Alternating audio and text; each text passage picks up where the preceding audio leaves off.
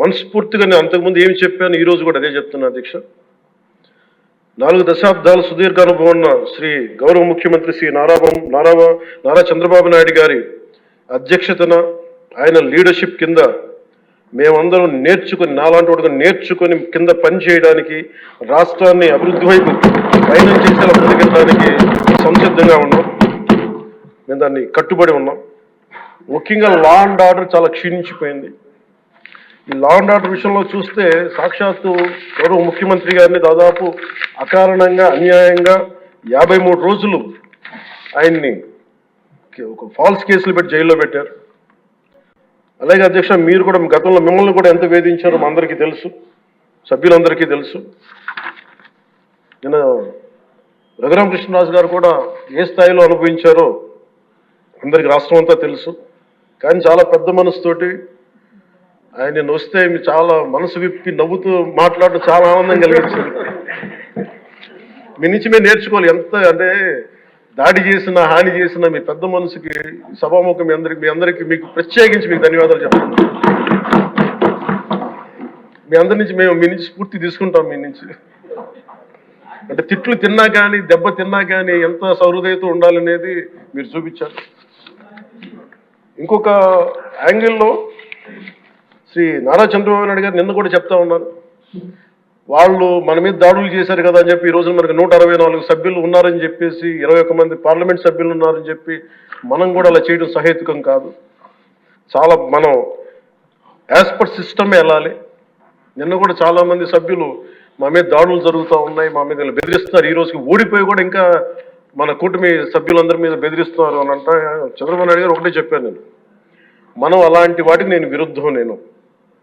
మీరు అలా కనుక కాదు, సిస్టమ్ని కాదని కనుక మీరు చేస్తే మీరు నాకు దూరం అవుతారని చెప్పి చాలా స్పష్టంగా చెప్పారు. అది నాకు కూడా చెప్పారు, అది మీకు కూడా వర్తిస్తుందని చెప్పి ఖచ్చితంగా చంద్రబాబు గారు చెప్తాను. ఈ దృష్టిలో ఖచ్చితంగా దాన్ని ఒళ్ళు దగ్గర పెట్టుకుని మేమందరం ఉంటాం సార్.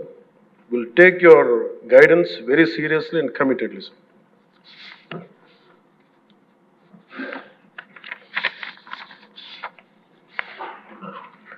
అలాగే కేంద్ర నాయకత్వం నిన్న ఈరోజు ఇందాక న్యూస్లో చూసిన అధ్యక్ష 15,000 కోట్ల రూపాయలు మన ఏ అమరావతి లేకుండా ఈరోజు వరకు ఇబ్బంది పడతాం. అలాంటి అమరావతికి కేంద్ర మంత్రి మన నాయకులు గౌరవ ప్రధానమంత్రి శ్రీ నరేంద్ర మోదీ గారు బడ్జెట్లో ఈ రోజున 15,000 కోట్ల రూపాయలు అమరావతి కోసం రిలీజ్ చేసిన సౌహృదయంతో మనస్ఫూర్తిగా కూటమి తరఫున మా అందరి తరఫున కూడా వారికి ధన్యవాదాలు తెలియజేస్తాం అధ్యక్ష. To Honorable Prime Minister Sri Narendra Modi ji, we are grateful to you, sir, for releasing the funds and will be eternally indebted to you, sir. అలాగే భవిష్యత్తులో అధ్యక్ష చంద్రబాబు గారు కూడా చాలా స్పష్టంగా చెప్పారు నిన్న, ప్రభుత్వంలో భాగస్వామ్యంలో ఉన్న కార్యకర్తలు కానీ మా సహచర ఎమ్మెల్యేలు కానీ మీరు వ్యక్తిగతంగా ఏ తప్పులు చేసినా అది ప్రభుత్వం మీద పడుతుంది. అలాంటి తప్పులు జరగకుండా చూసుకోండి. అలాంటివి జరిగితే మటుకు నేను ఎవరైనా స్థానమానం లేకుండా నాకు వాళ్ళకి సిస్టమ్ పనిచేస్తూ ఉంటుంది, అది మీరు అర్థం చేసుకోండి నేను ఏ ఉద్దేశంతో చెప్తానని చెప్పారు అధ్యక్ష. ఇలాంటి తప్పులు జరిగితే అవి వ్యక్తులు చేసిన తప్పులు పార్టీలకు కానీ ప్రభుత్వానికి కానీ చెడ్డ పేరు రాకూడదు. దాన్ని ఎలా హ్యాండిల్ చేసుకోవాలో జనసేన పార్టీ తరఫు నుంచి నేను మా వాళ్ళందరికీ కూడా ఒకటే తెలియజేశాను, మీరు వ్యక్తిగతంగా కనుక ఏదన్నా చేసి అది కూటమి ప్రభుత్వానికి ఇబ్బంది కలిగితే నేను వారిని వదులుకోవడానికి సిద్ధంగా ఉన్నానని చెప్పి చాలా స్పష్టంగా తెలియజేశాను అధ్యక్ష. అది మీరు ఇసుక విధానాల్లో కానీ మైనింగ్ విధానాల్లో కానీ ఏ రకంగా సరే గత ప్రభుత్వం చేసింది కదా మేము కూడా చేస్తామని ఎవరన్నా నాకు జనసేన పార్టీ తరఫు నుంచి ఎవరన్నా సరే ఉంటే వారిని నియంత్రించే బాధ్యత, వారిని సరిచేసే బాధ్యత మేము తీసుకుంటాం. అలాగే చట్టపరమైన తప్పు జరిగితే చట్టపరంగా ఎలాంటి చర్యలు తీసుకోవాలో అది మాకు కూడా అప్లై చేయండి, నాతో సహా. మేము తప్పు చేస్తే నాతో సహా ఆ చట్టాలు నాకు కూడా అప్లై చేయండి. ఎవరు దీనికి అతీతులు కాదు. దీనికి ముఖ్యంగా ఈ 5 సంవత్సరాల కాలం ఇది హాలిడే కాదు ఎవరికి. మన ముఖ్యమంత్రి గారు కూడా చెప్తా ఉన్నారు, ట్రాఫిక్ జామ్స్ ఎంతసేపు జరుగుతున్నాయి, ఈ ప్రోటోకాల్స్ ప్రకారం సెక్యూరిటీ హ్యాజర్డ్స్లో ఎంతసేపు ట్రాఫిక్ ఆపుతున్నారు, ఒక 2-3 నిమిషాల మించి ప్రజలు ఇబ్బంది పడకూడదని పదే స్పష్టంగా చెప్తా ఉన్నారు. అలాగే మన ఎస్కార్ట్ సెక్యూరిటీ వల్ల సామాన్య ప్రజలు ఇబ్బంది పడకూడదని మాకు దృష్టికి తీసుకొచ్చారు. ఖచ్చితంగా దాన్ని మా కింద అధికార యంత్రాంగాన్ని మొత్తానికి తెలియజేశాను సార్. అలాగే ఈరోజు మనకున్నది భవిష్యత్తు బాధ్యత. ఇది కేవలం ఈ హౌస్లో ఉన్న వ్యక్తులకే కాదు అధ్యక్ష, ఇంక్లూడింగ్ బ్యూరోక్రాట్స్కి. గత ప్రభుత్వం చాలా అవుట్ రైట్ తప్పులు చేస్తూ ఉంటే కూడా బ్యూరోక్రసీ చాలా వరకు చాలా నిర్లిప్తంగా ఉండిపోయారు అధ్యక్ష. ఒక్క ఐఏఎస్ అధికారి ఏసార్లు రివ్యూ చేసిన ఒక్క ఐఏఎస్ అధికారి పేరు చెప్తా ఉంటారు. ఈ రోజున ఐఏఎస్ అధికారి ఏ శిక్ష పడకుండా వెళ్ళిపోయాడు. ఇలాంటి పరిస్థితులు జరుగుతూ ఉన్నాయి. So bureaucracy also has to take responsibility. And of course media ఏ సమస్యని హైలైట్ చేయాలి, ఏ సమస్యని హైలైట్ చేయకూడదు, ఏది ప్రజలకు అవసరం అనేది మీడియా మీద కూడా బాధ్యత ఉంది అధ్యక్ష. అలాగే సామాజిక మాధ్యమాలని స్థాయి దాటి మాట్లాడితే వారికి ఎలాంటి వాళ్ళని ఎలా పరిమితం చేయాలనేది కూడా ఒకసారి హౌస్ అందరూ ఆలోచించాలి. ఒకసారి దీని మీద ఒక విధి విధానాలను రూపొందించాలని కోరుకున్నాను అధ్యక్ష.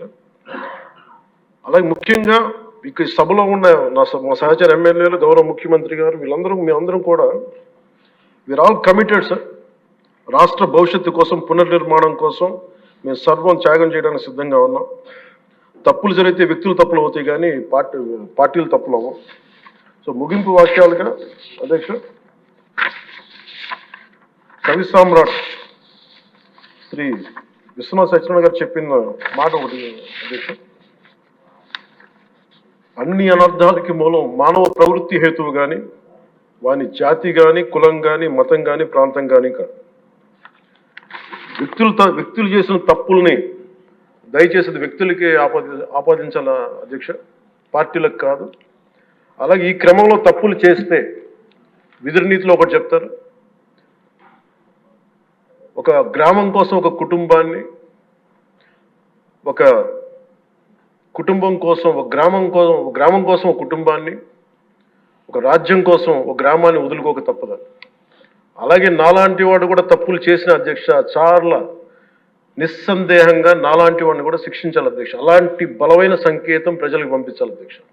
మేమందరం కూడా తప్పు ఎవరు చేసినా అది మనమే దాన్ని ముందుకు తీసుకెళ్ళకపోతే, నేను కూడా దీనికి సంసిద్ధంగా ఉన్నాను. నా ద్వారా ఏదన్నా తప్పులు జరిగినా, అవకతవకలు జరిగినా నా మీద కూడా చర్యలు తీసుకోవాలి. అది let it be any kind of issue sir. అది నేను నా వంతుగా నేను మీకు తెలియజేస్తున్నాను.